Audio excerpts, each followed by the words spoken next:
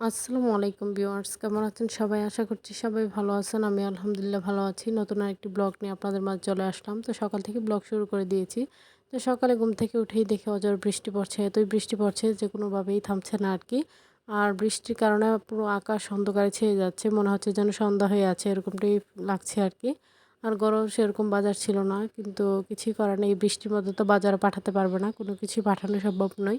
আর এই বৃষ্টির দিনে মনে হচ্ছিল যেন আলু শুটকি রান্না করলে ভালো লাগবে, তো সেই জন্যই আর কি আলুগুলো কেটে নিলাম। তো মেয়ে হচ্ছে বের হতে পারছিল না, তাই তাদের একটু খারাপ লাগতেছিল আর কি। আমার মেয়ে, তারপর তারা কাজিনরা, মানে বাস্তিরা যারা আছে আর কি, প্রত্যেকটা বাচ্চাই। তো ওরা হচ্ছে সারাক্ষণই ঘরের মধ্যে, যেহেতু সকাল থেকেই, তো ওদেরও বন্দি বন্দি লাগছিল আর কি। তো ঘরে সেরকম শুটকিও ছিল না, তো অল্প শুটকি ছিল, তো সেটা দিয়ে আর কি।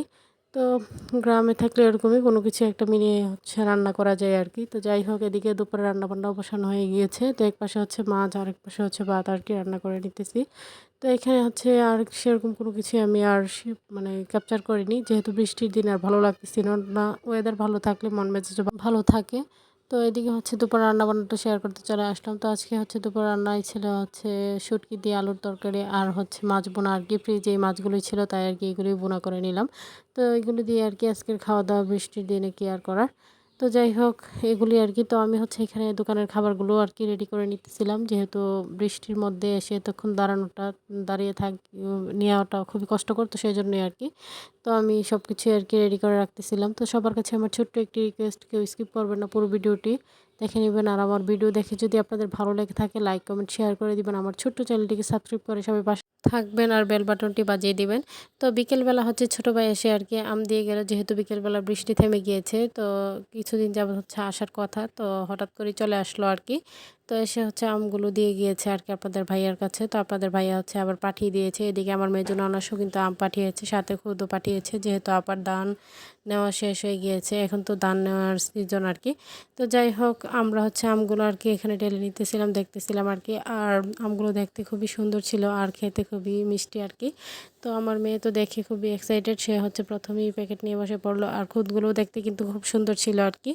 তো আমরা সেগুলোই দেখতেছিলাম আর বলতেছিলাম। আর আমার ভাই হচ্ছে সে বেশিক্ষণ ওয়েট করতে পারেনি, যেহেতু ওর হচ্ছে প্রাইভেট ছিল, তো সেই জন্য হচ্ছে চলে গিয়েছে আর কি দিয়ে সাথে সাথে।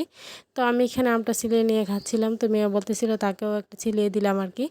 তো খুবই ভালো লাগছে। আর দেশে থাকলে একটাই সুবিধা, গ্রামে আর কি থাকলে মানে ফরমালিন মুক্ত সব কিছু খাওয়া যায়। তো ভালোই লাগতেছিল। আর নিজের বাবার বাড়ির বলে কথা, আর গাছ পাকা আম।